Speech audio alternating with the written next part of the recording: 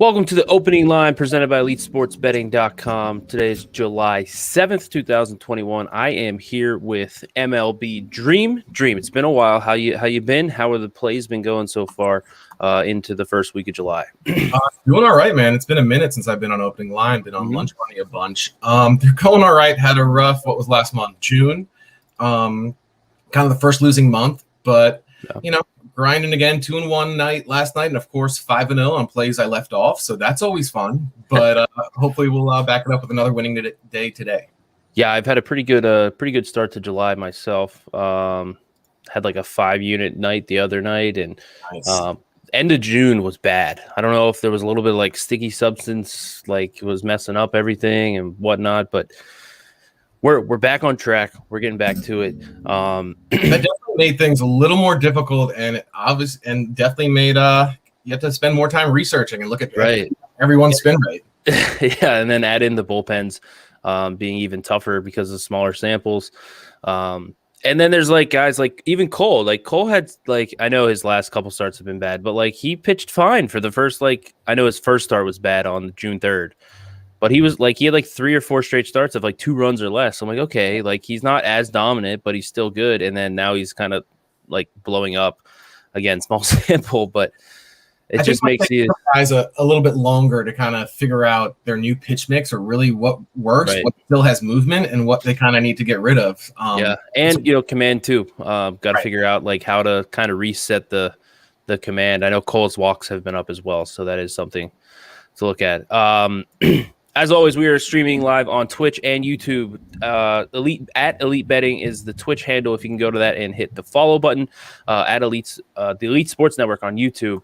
We've tweeted out those links. Hit a subscribe on YouTube. If you miss the videos when we post them every day for opening line, they will be archived on Twitch and YouTube if you want to go back and look there. So let's jump right in. First game, Atlanta at Pittsburgh. Pittsburgh dropped 10 in a row. Now they've won 3 in a row. They're just this sneaky team. They do this all the time. Smiley against Crow. Pittsburgh's about plus 130. Atlanta's minus 140, 145. Total in this one's 9.5, just a little bit to the under. Any side or total here that interests you? I mean, yeah. I'm definitely interested on the Brave side. They finally stopped opening these lines at minus 190 Atlanta. Right. I think you've been on the Pirates the last 2 days, if I'm not mistaken, and along with a bunch of other people in the bet pack. The Braves aren't really hitting that well right now, and these lines have certainly been inflated. I am not a Will Crow guy. I would love to fade him here. And honestly, if this line drops any more, I'm pretty sure I'll end up on the Braves. We're seeing minus 142 at Pinnacle right now, minus 140 at Bet Online. That opened at minus 160. I don't know. I'm pretty close to betting the Braves here. What are you thinking? Yeah, so I'm opposite. I played the Pirates again at plus 130. I'm not a Will Crow guy either. This is more of a Smiley fade for me as well. Smiley is a 4.42 ERA, so you kind of look at that and you might say oh, he's been all right, and Crow has a 6.26. No, he's bad too. Smiley has an xERA of 5.04, 5.14 FIP. I don't know. I think these pitchers are a little bit closer than what we're giving credit for, and what we've talked about basically every single day that we talk about the Pirates on here is that top of that lineup. Again, it's a day game, so maybe we get a weird lineup thrown out there, but it's not bad. Frazier, Hayes, Reynolds, Stallings, Gammel's been crushing it. Come from? Right, came out of nowhere. I think he is. I don't know if he's still on his hit streak, but he has 8 or 9 game hit streak going, or it just ended. So, here's the thing. I think the bottom of this Braves lineup isn't much different than the bottom of the Pirates lineup. The bottom of the Braves lineup isn't anything for me to get excited about. Now, the top of the lineup I think is better. That's no question. But I still think the Pirates top of that lineup's good. Smiley, I don't think is great. Frazier hits lefty well, and then you're facing a bunch of righties in this Pirates lineup. So I'll take him at home at plus 130. This started to trickle down, so I got excited, but it might be trickling back up here. And I'm just praying. The only thing is I hope I don't get screwed by a bad Pirates lineup because it'll go south quick. If the next words out of my mouth were, I bet you this is a day where Stallings sits. It's really pretty much. Doesn't he usually sit in this situation? Yeah, I think he just sat a couple days ago, so maybe he won't. I know it's a day game after a night game, so he probably will. But even still, you know, you lose a little bit of offensive output. But who's their backup catcher? I'm losing. I can't think of his name right now. He's not terrible. He's not a huge drop off, but is it Perez? I don't know. But I don't know. I don't think the top of the lineups, like there's a slight downgrade to Pittsburgh. The bottom of the lineups are both kind of bad in my mind. And I don't think these pitchers are that different. Give me Pirates with home field. We're seeing home field creep up. I don't know if I saw that from Frank. Just one thing about Smiley. I mean, his spin rates are down for the last 3 or 4 games. But he's been pitching pretty well. I think he had a 300 WOBA in June, which is I think a FIP of 3.67. So he's been somehow getting it done, even with those declining spin rates. Yeah, right. Braves lineup is pretty bad 5 through 8. This might be just one I'm better off just watching. Yeah, Smiley since the sticky substance reveal, 1.69 ERA, 3.09 FIP, does have a 263 BABIP and an 84% left on base percentage, so maybe a little bit lucky. But you're getting, that's a good thing to see from the if you're a Braves fan going forward. But Pirates plus 130 for me here. Again, I don't think these pitchers are all that different. I am not a real Will Crow fan here, but I just think this is a little too high here. Next thing on the board is Dodgers and Marlins, still undecided on both starters, I believe. So we're just gonna skip on to the next one. Philadelphia at the Chicago Cubs. Zach Wheeler on the mound for the Phillies. Alec Mills on the mound for the Cubs. Wheeler, a minus 130 road favorite with a total in this one 7.5 juice towards the under. I don't know if for anybody watching, if you haven't paid attention to what Zach Wheeler is doing this year, maybe it's time to start doing so because he is a legit Cy Young candidate for the Phillies this year. I mean, I know Alex Mills isn't bad, but when are we going to start seeing Wheeler, I guess, lined as an actual ace? He's been a top 3, top 5 pitcher in the game. And if you look at pretty much all his stats, he's just dominating everybody. So, I mean, this one opened, I think, minus 140, minus 145 Phillies, and we've seen Cubs money. It's now down to minus 129 at Pinnacle. I like the Phillies here. I honestly thought we'd see a total a little bit higher than 7.5, but it appears to be right on since we're seeing a bunch of under money right off the bat. I'll probably end up on the Phillies here. Yeah, the wind is blowing straight in today in Wrigley. If the last I saw, I think it was like 10 miles an hour though, like nothing too crazy like we've seen the last couple of days. Yeah, it's just tough with that field because it just seems that if there whatever way the wind's blowing, it just automatically catches it. So knocks the ball down, I should say. But Wheeler, just to point out on his success, he throws 97.4. That's his average fastball velocity this year. 2.05 ERA, 2.35 xERA, and 2.28 FIP. It's legit. 31% K rate, under 6% walk rate. He's under 30% hard hit rate, under 5% barrel rate. Like you just keep going down the list, and he just checks all the boxes. I agree with you. I think this is a little short. If this ticks down a little bit lower, I'll get interest in the Phillies. This is still a little bit too close for me to not a big enough edge to play it.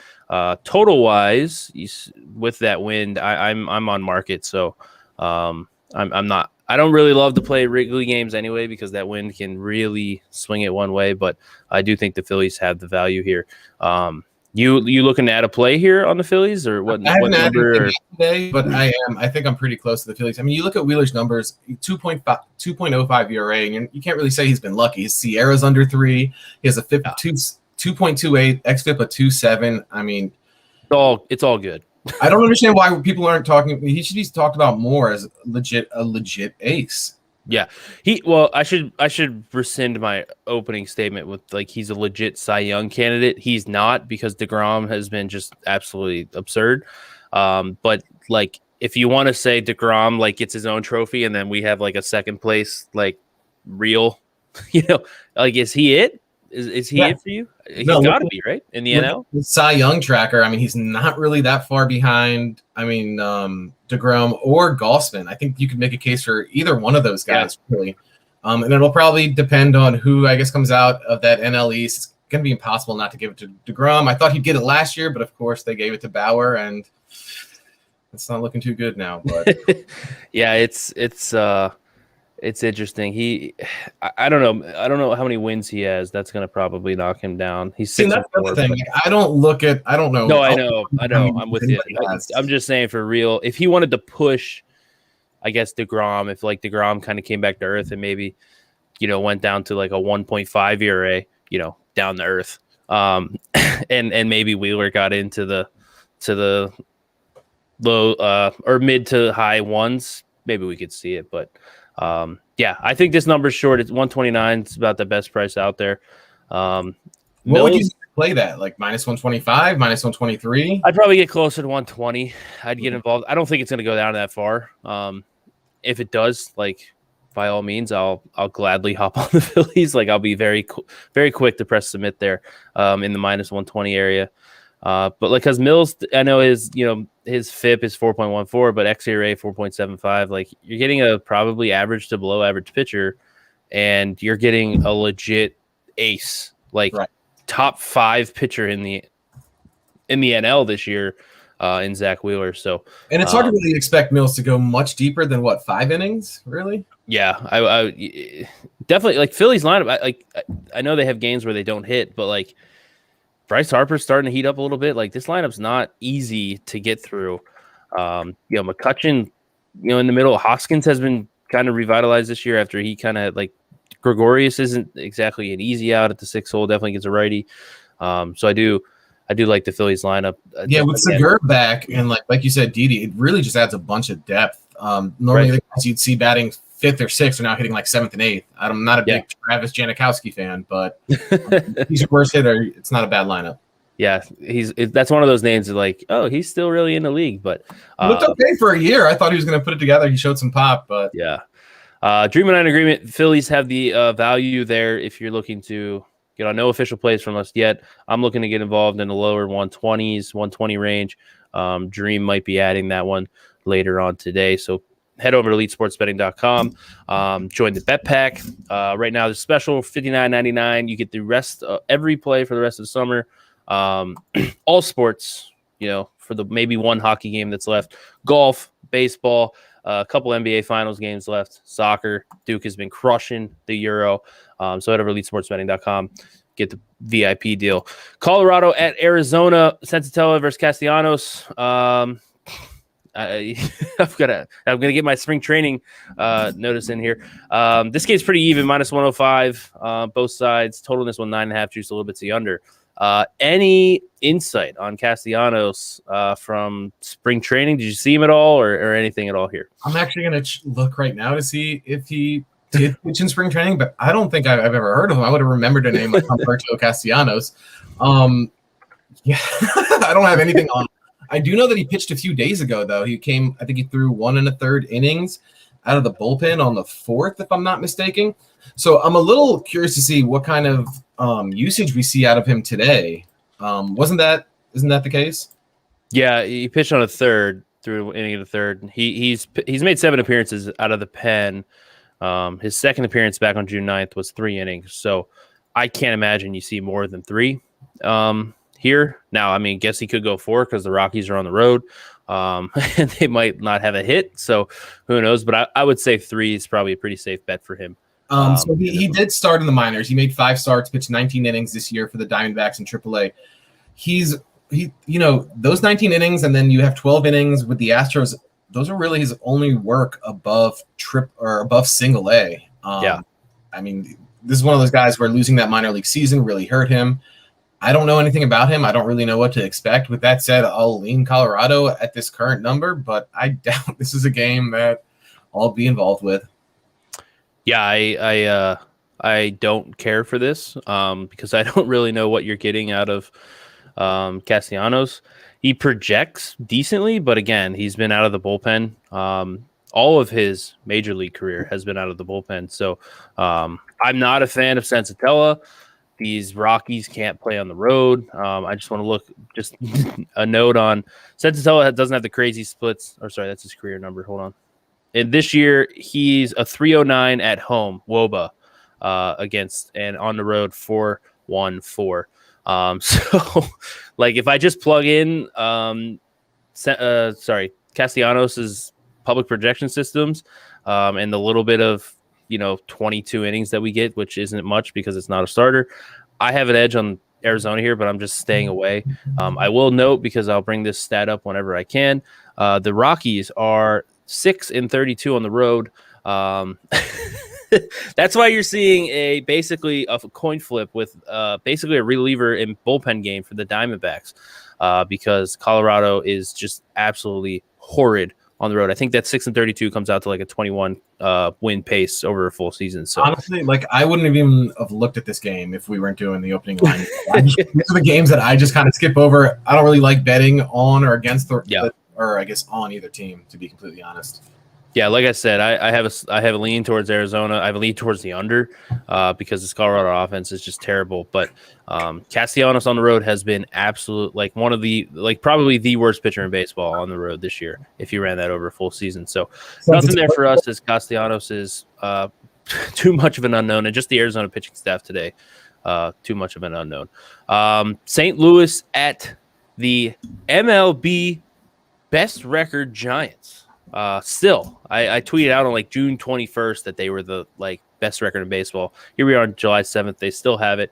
Oviedo versus Wood. Wood's a -179 favorite at home. Total in this one 8.5 with a little bit juice to the under. We're starting to see this. I know we talked about the Giants being a team that we liked to begin the year. I don't think we liked them this much, but here they are. Every pitcher seems to just be mowing teams down. Do you think there's any value on the Giants at this big of a number at home today? I mean, Oviedo is not a guy that I like, generally speaking. To be completely honest, I didn't have a chance to look at this game. I must have skipped over it for some reason, but I lean Giants even at this current number. But yeah, nothing for me at this point. What are you thinking here? Yeah, Oviedo is just terrible. That's pretty much all I can say. Alex Wood is just, again, like every year that he's kind of like the Rich Hill. I know they both pitch for the Dodgers, so this is like kind of an interesting connection here.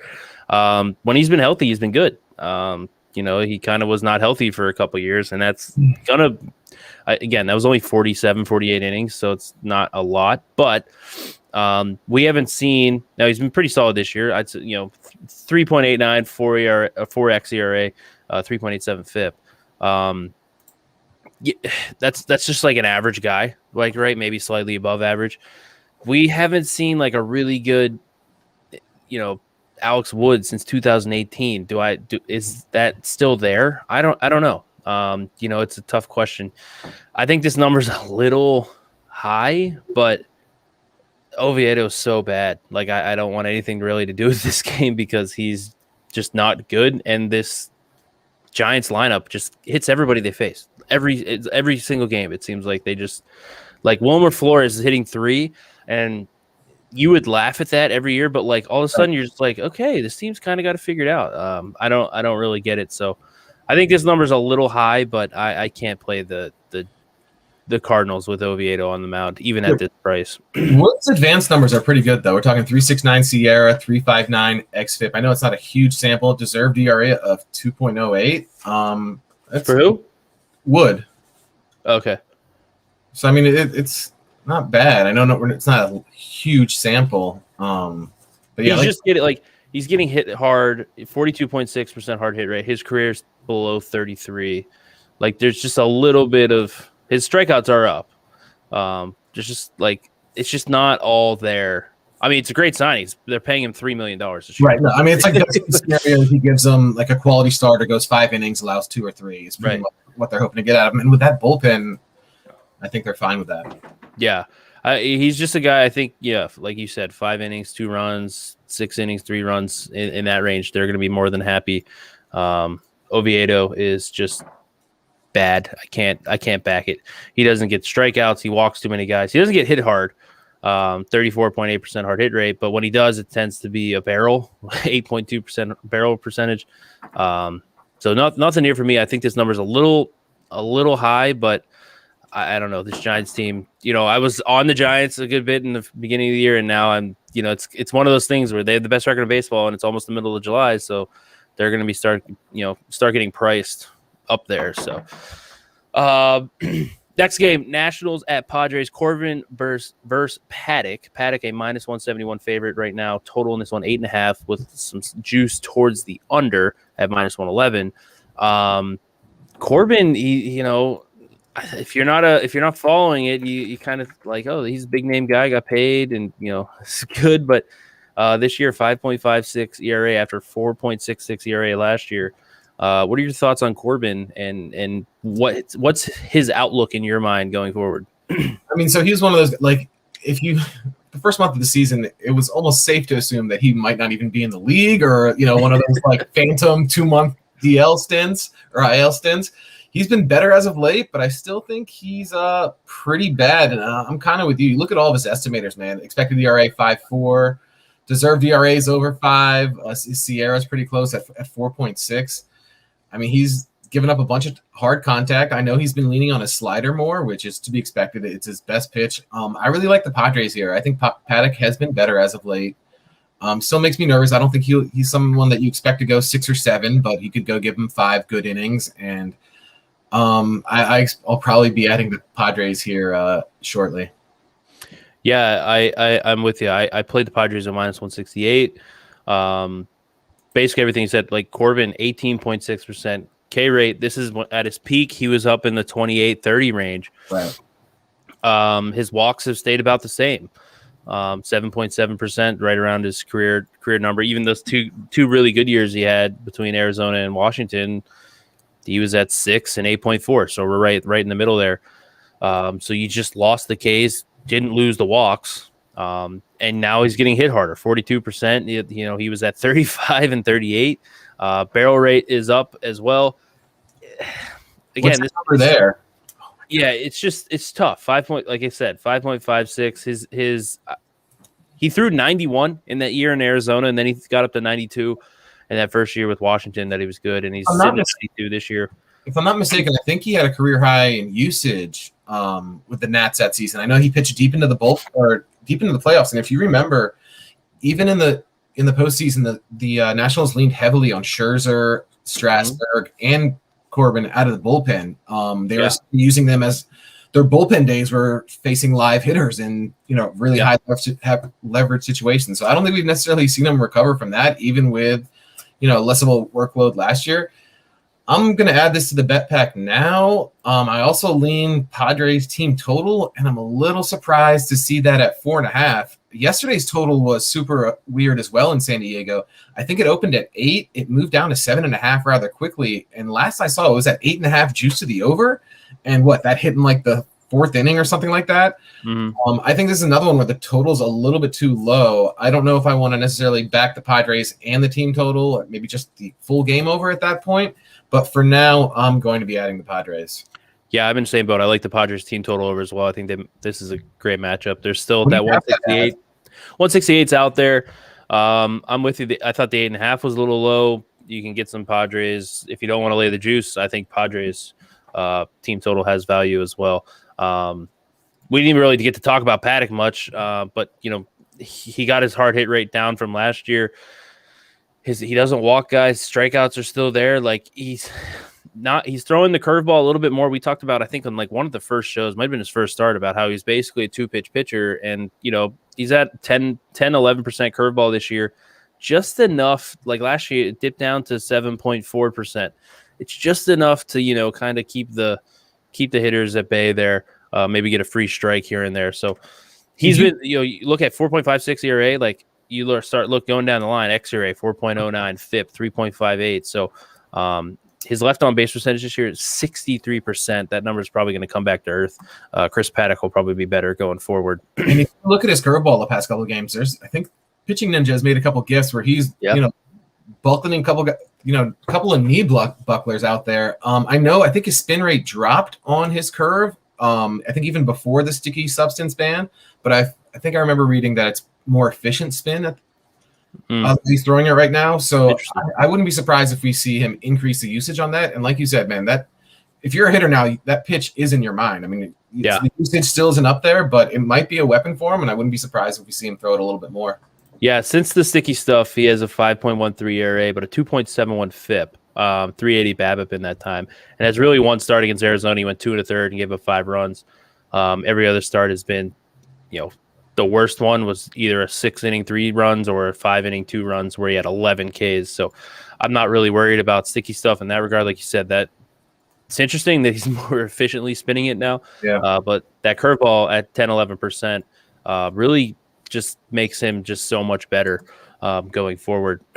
Cleveland and Tampa Bay, they're playing a doubleheader today. I don't think we have a pitcher for either pitcher for the second game, and we don't have a Cleveland starter for this first game. Waka is supposed to go for Tampa. No, that was Mejia, JC Mejia. So that Mejia in there now. Yeah, that opened minus 180 Tampa down to minus 155 at Bookmaker. With a total of 7 for the 7-inning game. I doubt either one of us gets involved there. Yeah, it's Walker, right? We're definitely pitching Walker. I mean, yeah. I mean, I don't know who else you want. He's taking Glasnow's spot in the rotation. And honestly, man, it looked like the Rays were about to run away with the East before Glasnow went down with that injury. I don't really know what the fuck is going to happen in that division now. Obviously, if the Red Sox get Sale back and he's anything like himself, that's a huge fucking boost.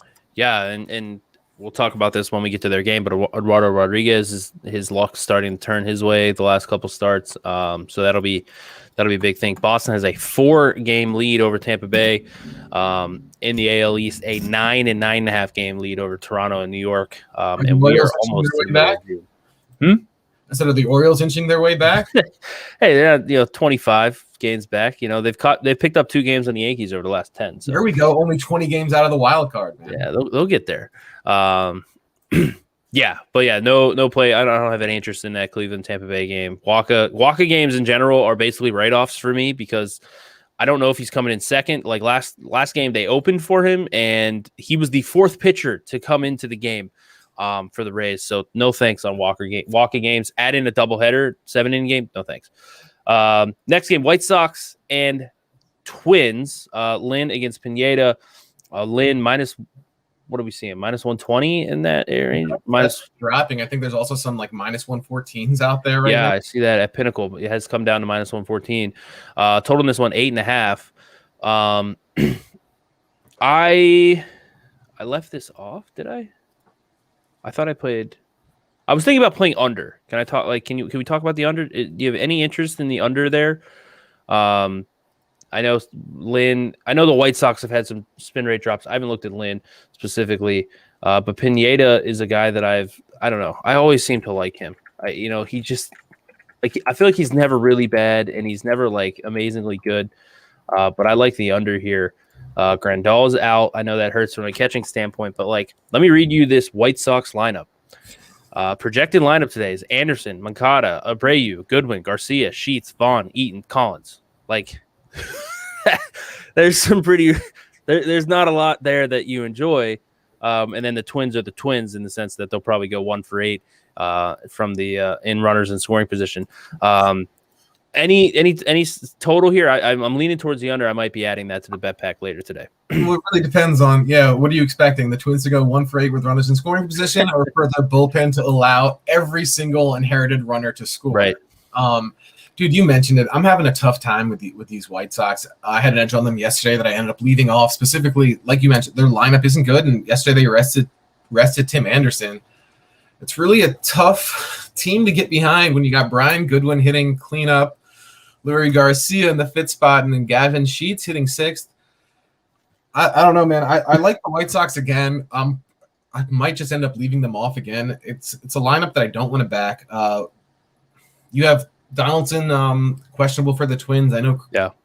Was Cruz back yesterday? I think he was, even though they talked about him having a really bad cough for 2 weeks that didn't go away. I don't know. I really wouldn't blame you on this under. I'm just a little depressed by the White Sox lineup, and I don't really know what to do with my edges on them at this point. Cruz was back yesterday. Yeah, I don't know. Maybe if there's some leak that Donaldson's going to play today, if we're seeing that's why that moved down to that minus 114. So I will note, I bet the Twins yesterday. They had as many errors as the White Sox had hits. The White Sox had 3 hits and they scored 4 runs. 2 of which were earned. The Twins only scored 1. They were 1 for 6 with runners in scoring position. Naturally, the White Sox were 2 for 5. I was on tilt because they scored 2 in the 8th, and up until that 8th inning, the White Sox had 1 hit, and I think the Twins had 2 errors, and I'm like, I'm gonna lose this because Barrios was fantastic, so was Rodon. So that's the Twins in 2021 for you. Did but you enjoy that Billy Hamilton insane fucking catch in left center field? I don't know how that bad. Yeah, just absurd catch. But again, Billy Hamilton's playing for the White Sox in 2021. That shows the situation that they're in. But no, I like the under here. I didn't play it. I kind of surprised that I didn't add that in. I don't know what the weather is supposed to be like. I think there's some wind blowing in at 9-10 miles an hour. Again, day game. I'm not worried about the White Sox lineup. Anderson, like you said, was out. But day game, maybe I don't even know how the White Sox would sit anybody, but you're going to get someone worse if you do. Maybe they give Donaldson the day off to because it's a day game, get one more day to rest. I don't know how that goes, but I like the under here. But I haven't added it. Am I going to add it right now? I'm going to go ahead and add it right now. Under 8.5 minus 105 in this game is out there. I am betting that. What's up? How's Lynn been versus lefties this year? It looks like the Twins have 6 projected lefties in the lineup. 3.93 FIP, 4.9 xFIP. Ooh. Strikeouts minus walk is only 11.4 as opposed to 30.4 versus right-handed. So it's not great, but I will say if we look at those 81 WOBA, they're only slugging 331 off of him. Yeah. I mean, if we want to look at those lefties, like I'm not that scared of them. Like they're not the greatest names, and we know that the Twins can't hit with runners in scoring position. That's true. Lynn's gonna give up like 8 hits in 6 innings and not walk anybody, and the Twins are gonna go for 8. But yeah, no, I really like those rookies, Larnick and Kirilloff for the Twins. I don't think those 2 look pretty legit. And you just got the Pirates lineup. Stallings is hitting cleanup. Oh man, I don't even know how to say this guy's name. Nagowski is hitting 5th. Yeah. Defoe 6th. Newman and Jared Oliva. That's not a great 5 through 8. Hey, that was what it was projected, so we're good. Yeah, there I added it. White Sox, Minnesota under 8.5 and minus 105. Again, I think the pitching matchups work. Both lineups are kind of banged up. Donaldson's probably not going to go. But now that I bet him, he probably will. Detroit and Texas, next game on the board. Casey Mize against Kyle Gibson. Gibson minus 143 at home. Total in this one 8 with some juice to the over. Kyle Gibson, Casey Mize, 2 guys. Like Kyle Gibson was like garbage, we thought, for years now. Casey Mize we thought was garbage. And like this year, we thought Casey Mize was good. Then we thought he was garbage. Now we think he's good again. This one is 8. I did have a slight lean to the over. Looks like there's some money coming that way, but I'm not touching either of these guys because I don't think my projections have caught up quite on how good Gibson's been this year, and Casey Mize has been all over the place. What's your read on this one? I'm a big Gibson guy. I've kind of been waiting for this season, I guess, for like 4 or 5 years. He came cool since like 2014 or 2015, waiting for me to actually break out. But man, he's been absolutely lights out. And you mentioned who's pitching for Detroit? Mize has been better lately. I'm kind of opposite you here. I'm thinking maybe first 5 under. I'm waiting to see maybe I guess the umpire assignment for today, and I assume the roof will be closed. It's about 95 degrees with humidity. I don't think they want people to sit through that, but I'll probably either end up here. I lean to Texas, and I like the first 5 under. Umpire is John Libka, if that helps you, for this game, as he was at first yesterday. But yeah, I'm not playing it because both of these guys have just been all over. Like I was excited about Mize. I faded him. He hurt me. Then I thought he was like too far, and I bet on him, and he hurt me. It's just no way I'm getting involved with the Casey Mize game. So I think the number's about right. I do think that's pretty fair. I don't have an edge on Detroit or anything, so just a slightly in the over for me, but not playing it. We mentioned earlier Boston leading the AL East, best record in the AL. The Boston Red Sox. Again, who would have thought that the Giants would have the best record in baseball on July 7th, and the Red Sox had the best record in the AL on July 7th. Both of these, like both the Boston win total, like 82 in that range. Maybe was that high? I don't know. I think it was a Maybe little. It was 85. I don't know. Yeah, I think it was like low 80s. The Giants were in the same thing, like maybe high 70s, low 80s, because the Dodgers were at like 101 and Padres were like 96, 97. But Eduardo Rodriguez taking him out today. We've talked basically every start this year that he's been super unlucky. And he's kind of turning it around. And I know Frank tweeted about this, but like if someone said like it's starting to turn for him, and Frank tweeted something along the lines of like, if you know anything about baseball and if you know how to read a Fangraphs page, you knew that it was going to turn around.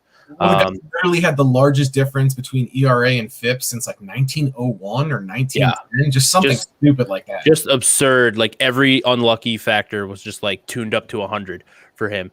But Heaney on the mound for the Angels in this one. Red Sox are a minus 125 favorite on the road. Total in this one's 9 with some juice to the under.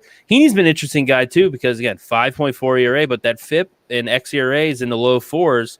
xFIP's below 4. He's just been getting hit hard. His strikeouts and walks are there, but when he gives up contact, it tends to be loud and goes very far. Any read on this game for you?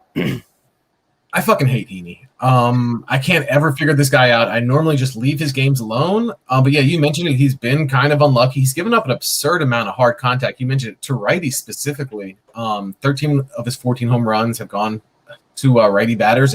Only a 324 WOBA against righties. I mean, the FIP is 4.53. I want to bet the Red Sox here. I really want to bet the Red Sox. Like I said, I normally avoid Heaney games just because he's a guy that I can't ever figure out and kind of hate his guts for that. So I don't know if I'll end up adding Boston here, but it's kind of Red Sox or nothing for me here. Small lean of the first 5 under as well, but I don't think I'll be touching that. Yeah, I'm with you. I lean Red Sox as well. Boston, it's minus 122 at Bet Online right now. That number kind of doesn't make sense. Definitely, I guess the money, I should say, not necessarily the number because I don't have a big enough edge to play it yet, but like this is trickling down. Like the Angels are catching money. I know Heaney has been again. Heaney kind of reminds me of like Robbie Ray of the like before this year, like back in his like Arizona when it was like, oh, he's got the strikeouts and the walk. He was a little bit higher on the walks, but like his contact was just murdered, and we were just like, oh, he's pitching in Arizona, needs to get out of there. Heaney kind of reminds me of that. Like, again, we look at these strikeouts, like 29% carry rate this year, 7.8% walk rate. Like that's going to get it done. But he's just giving up 10.4% barrel and a 45% hard hit rate. That's not going to get it done. Add in the fact that the Red Sox lineup is really good. It just top to bottom, really. You're not getting like easy outs like Bobby Dalbec. Yeah, I know he hasn't been like great this year, but like he's supposed to hit in the 9 hole today, and he was like someone that they were talking about maybe hitting 5 for them. He's really bad. He's really bad. I mean, honestly, you can talk about him potentially, being projected in the 5 hole. He shouldn't be on their team. Like I don't even think he would be starting for the Orioles. He's a pretty big hole. For that far? I fucking said it, Austin. I mean, they should send him down to AAA. They need to make a trade and upgrade the bottom of that lineup. Yeah. And I don't get how he's still being penciled in there pretty much every day. Yeah, I don't know. I feel like first base is an easy trade target. I guess they're like he hit at basically every level of the minors, so they're probably going to stick it out with him. But that K rate, like last year, he was very lucky at a 400 WOBA, 348 x WOBA, which again 348 x WOBA is good, but he did have a 394 BABIP, but he was a high BABIP guy in the minors. What's his WRC plus a little bit. 70? What's up? What's his runs created plus this year? Like around 79. Honestly, I thought it'd be worse because I thought he was doing much worse. But I think has he been better? I think he's just one of those dudes. It's like pretty much all or nothing. Like what? OBP of like 300, and what's he slugging? Yeah. Like 270 or something like that. Yeah, he just strikes out so much. Basically, he should never face a righty. He has a 115 WRC plus versus lefties this year. So So again, now I trashed him. We'll see a dong from him today. yeah. He did have a 104 WRC plus in June, so he was a little bit better. So yeah, we'll see. Again, he can hit lefties. He's facing Heaney today, so that'll work for them. Again, this is a guy we're talking about in the 9 hole for the Red Sox lineup. You know, Arroyo and Vasquez have been fine. Hunter Renfroe has been good, but the top 5 of that lineup, like I know Hernandez isn't anything like special, but when you have Verdugo, Martinez, Bogarts, and Devers coming behind him, watch out. That's not fun for Heaney today. Speaking of your Orioles, Toronto travels to Baltimore for a night game tonight. Ryu against Harvey, our guy, Matt Harvey, who has caught money in the overnight market today. Ryu is minus 190 favorite, minus 185. Total in this one's 11 with a juice towards the under. You can't maybe get some 10.5s juiced over. Ryu has not been good lately. I don't know if you want to touch on why that is or if you have any opinion on why that is, but he has really struggled lately. Any insight on Ryu this year? Can't really figure out why, honestly. I spent some time last week looking into it, but yeah, you mentioned his numbers have been bad for last 6 or 7 starts, and it's ever since he came off the injured list. I don't know if he's still pitching with that growing injury or if it's still bothering him, but I read somewhere that he has a swinging strike percentage of 7 over his last 10 games, which I don't have to tell you is pretty fucking bad. And, you know, might as well say something good about the Orioles. They're still hitting lefties well. I think they're still 3rd or 4th best in the league against left-handed pitching. Still, even with all that said, I'm a little surprised to see this one drop, 40 cents overnight? I don't think Rob has bet Harvey yet. I know he's backed him a couple times. I don't know if he moved that one. But, I mean, like I mentioned, the Orioles have the 3rd best runs created plus at 112 versus lefties. Even with all that said, I'm basically trying to figure out if the full game over is safer than the Blue Jays team total. I was on the Toronto team total yesterday, and of course that didn't hit, but the total went way over. So that's pretty much where I'm at with this one. Yeah, I thought this number was too high. I know freaking Harvey is just a nightmare, but with the issues with how Ryu's been much, so it's not a spin rate thing, so I'm not worried about that. But he's just not been good. Like since June, he's like a 5.35 ERA. If we want to go from the sticky substance memo, 5.35 ERA, 6.31 FIP. He's just not really having those good starts. He did pitch in Baltimore in the middle of June and pitched well, 7 innings, 1 run, but that was a 111 BABIP. So I'm not going to sit here and say that it was a good number there. So I thought this number was a little high. Now I think it's about fair. I'm with you, though. It just does seem like this should be like an over. This is why it's 10.5 and 11, though. I just can't stomach that. It's just a very high number for me. I don't want to get too deep into home and road splits, but I do think that Oriole Park is just a shitty fit for Harvey in general. I think he has a decent home road splits for somebody with that fly ball percentage. Camden's Yards is just not an ideal place to pitch. Yeah, this year, home and away, 409 WOBA at home and a 353 WOBA on the road. So still bad on the road, but just absolutely terrible at home this year. We have some comments. Javier Gonzalez says from YouTube, he likes Atlanta, the Yankees over the Rangers first 5. You were kind of leaning. Were you leaning Rangers or first 5 under there, Dream? First 5 under, but also lean Rangers as well. And honestly, can't really argue it with any of those sides. I don't know if we've gotten to Seattle. Slightly into the over in Seattle as well. I'm sure we'll get to that one shortly. Yeah, Javier, I'm opposite you on the Atlanta side, though. I played the Pirates at plus 130. Austin's just a Pirates homer, dude. Just ignore Javier. You know, I waited for this 10-game losing streak then, and now I'm on them. Javier also said I'm playing White Sox under. He must have hopped that on there. And Javier's also playing the Baltimore team total over 3.5 there. So. Damn, that's only 3.5? Yeah, that's what Javier found that at 3.5. I like that, Javier. I like that a lot. Like we said, what'd you say? They're 3rd best against lefties? Yeah. And I mean, it's not like that tiny of a sample anymore either. Yeah. So. 4.5 at plus 118 is out there as well. So you're either paying heavy juice on the 3.5 or not. Nick, what's up, brother? How you doing? Next game, where am I? Oakland and Houston battling the AL West, top teams out there. Manaea against Garcia. Garcia minus 140 favorite at home. Total in this one 8.5. Luis Garcia had, for being the Astros and like being one of the better teams over the last 5 years in baseball, they have a bunch of pitchers that are just a bunch of no names. Like it's like Framber Valdez, Urquidy, people like the average baseball fan's not going to know this. Luis Garcia is another guy. He's only thrown 92 innings in the MLB, but career 3.11 ERA. He's been pretty good. What are your thoughts on Garcia and his success going forward? Yeah, it's kind of these prospects you never heard of until they reach about AAA, and you're like, oh, this guy has pretty good numbers, and they come up and they do pretty much the same thing. Garcia hasn't thrown an inning over high A until last year. He threw 12 innings in the majors. I mean, I mentioned it before. I mean, these guys are good enough to get Christian Javier bumped into the bullpen. Right. I think is a great weapon, especially for a guy like Dusty. If he does end up pulling a starter after 5, I mean, Christian could give him 2 solid innings, bridge the gap to that back end of the bullpen. I like Garcia here. I also like the Astros. I'm waiting for a little bit of A's money, and I'm pretty sure. Honestly, I think I back the Astros pretty much every fucking day. I really enjoyed that series versus the Indians, where somebody steamed the Indians about 40 cents every day. I don't know. I think I did one of those. Thank you. I appreciate it. But yeah, this is another one of those situations where I like Houston here, and I'm pretty sure I'll be adding them to the bet pack at some point today.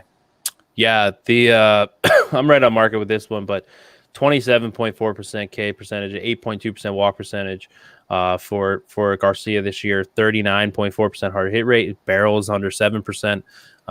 Again, this guy until last year did not pitch above high A ball, which is just absurd. And this year, 3.14 ERA, 3.25 xERA, 3.5 FIP. It's all legit. He hasn't been giving up the home runs, but not something there that you are going to say he's been super lucky. He's been a kind of an extreme ball fly ball pitcher this year. 271 BABIP. That can probably hang around. It's only 17% line drive percentage. He's still getting almost 45% ground ball percentage. I'm a big fan of this dude. Yeah, and he was another guy in the minors, at least. He hasn't had it. 10.6% this year, but infield fly ball percentage. Another guy for the Astros that has a double-digit infield fly ball percentage. So that is something that's been interesting to look within their staff. Yankees at Mariners. Herman versus Kikuchi, who has been fantastic lately. Yankees are down to minus 108, minus 110, total in this one 8.5 with some juicy under. So I debated this. I sat at my computer waiting to hit submit because Kikuchi has been fantastic this year. He does have some luck. He's a 221 BABIP this year, but he is an extreme ground ball pitcher, so I'm not going to sit here and say that I don't think he'll pitch that low, but I'm not going to sit here and say it's not possible. But he's been great. He's given up 4 runs in his last 4 starts, and the shortest start in that time is 5 2/3. The other 3 were 7. Do you think Kikuchi? Do you think he's like? Where do you think he is? Is he a low 3s ERA guy, or do you think he's a mid to high 3s? Where do you have him pegged at? Yeah, I think he's pretty much mid to high 3s. I remember somebody talking about him before the season started, expressing how high they were on him going into this year. I said it because 5.17 ERA, you're like, okay. And he had that velocity bump from his first year in the league, right? And he didn't get hit hard, so you're like, okay. But he just didn't have the command. And then this year, he's got that 10.3% walk percentage down to 8.5. Like, it's there. Like, it's possible for him to be good. And he's been great. It's just 221 BABIP. Does that stick around? I don't know.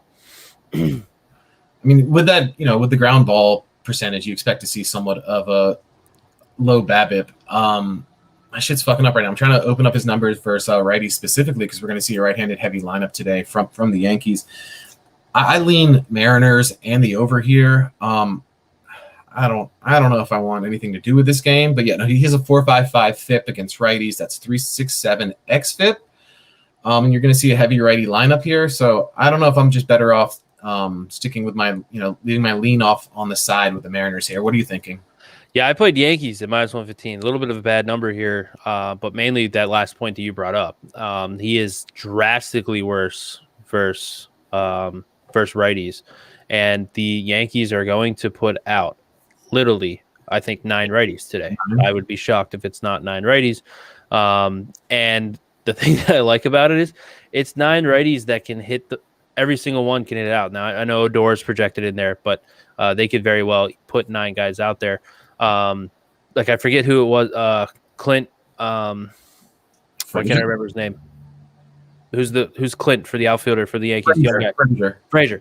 I forget who they're facing a lefty last week, and Frank and I were on opening line talking about it. Like he was hitting the 9 hole, and I'm like, yeah, he can hit bombs. Like, and he's in the 9 hole. Like this is what the Yankees team is.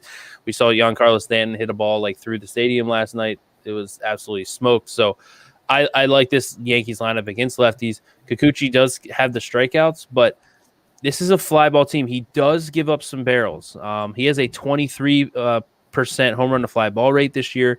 His 41.5% hard hit rate is a little inflated because he's a ground ball pitcher, but he's an 8.3% barrel. So if you do hit him hard, it tends to be a barrel.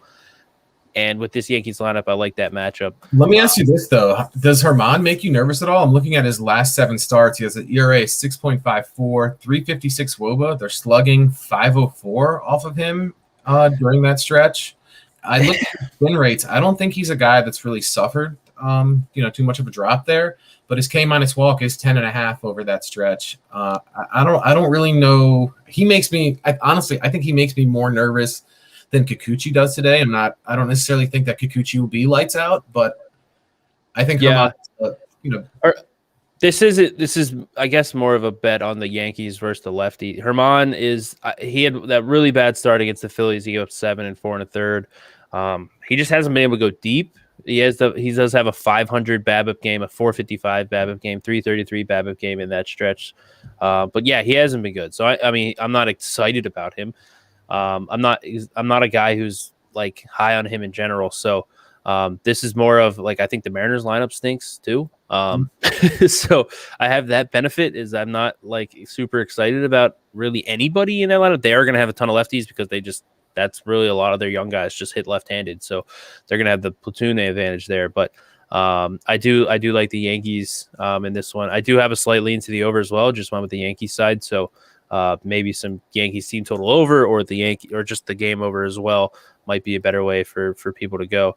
Javier likes the Mariners first 5 money line, which I'm opposite. Two games I'm opposite on you, Javier. Javier on here, man. I'm liking a lot of his sides. And Javier does like the Phillies first 5 money line. Javier, earlier we broke down that game, and we both thought the Phillies had value.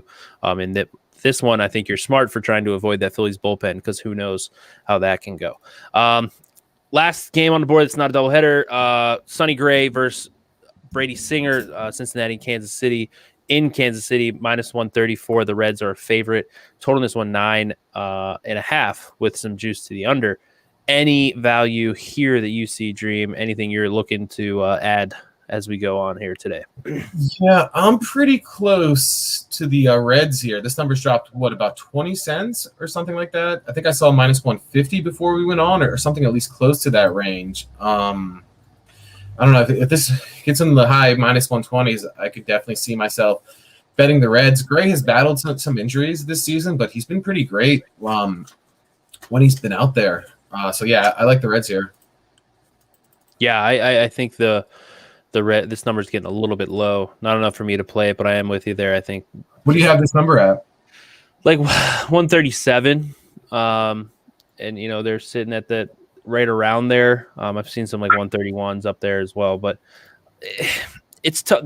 Like Singer, like he's had some solid starts. This Kansas City lineup is interesting. Frank and I talked about this on Monday. Like they're pretty high variance. Like they're not a good lineup, but they're like they have some pop. Right. Like Soler can hit on, like Santana Perez. Merrifield and Benintendi at the top can move it around. O'Hearn can hit the ball out. Like they have a lot of guys that can hit home runs. So like if you do have if Sonny Gray does have some issues with the walks today, they can kill you with a 3-run bomb here and there because they do have some pop. Right. I think Michael Taylor's that exact player that you just described. And looking at Singer, 4.74 ERA, but his advanced numbers are better than that. FIP of under 4, and I think his Sierra was right around 4 as well. Yeah, 4.2. So he hasn't been as bad as he's pitched. I don't know. This number's just getting a little too low for me. Yeah, if Singer can figure out the walks, he'd be fine. 23% K rate, which is, whatever, but 9.6% walk rate is the problem. 5% barrel rate, though, and a 35.3% hard hit rate. And he gets some ground balls. He's a 50% ground ball pitcher. BABIP and left on base percentage has really been his problem this year. So I do agree. I think he's probably better than what we've seen.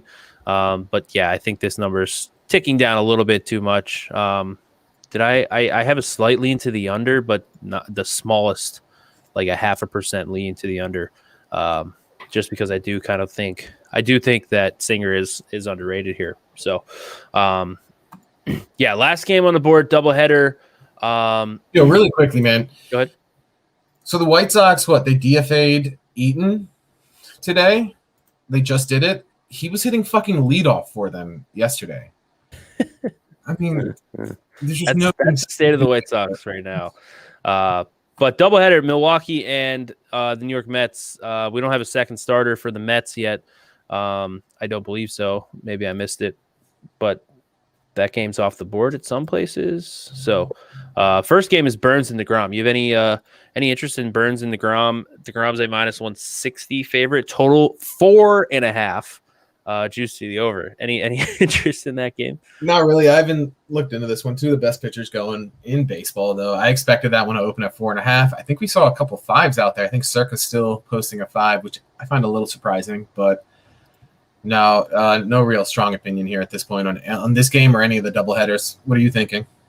Yeah, I make this first game if I were to shrink it down. And again, my numbers I don't really run numbers for 7-inning games because that gets difficult with bullpens. And both of these pitchers, they might just say because they have a doubleheader afterwards, they might just be like, yo, go as long as you need here. So it's kind of hard to project, but I make this game 4.5, which is pretty wild. But no, it's just really tough for me to get involved with these ones. Sorry, dude. I'm just shocked at this. How the fuck do you go from hitting somebody leadoff to 12 hours later, just straight up DFAing him? What do you guys do?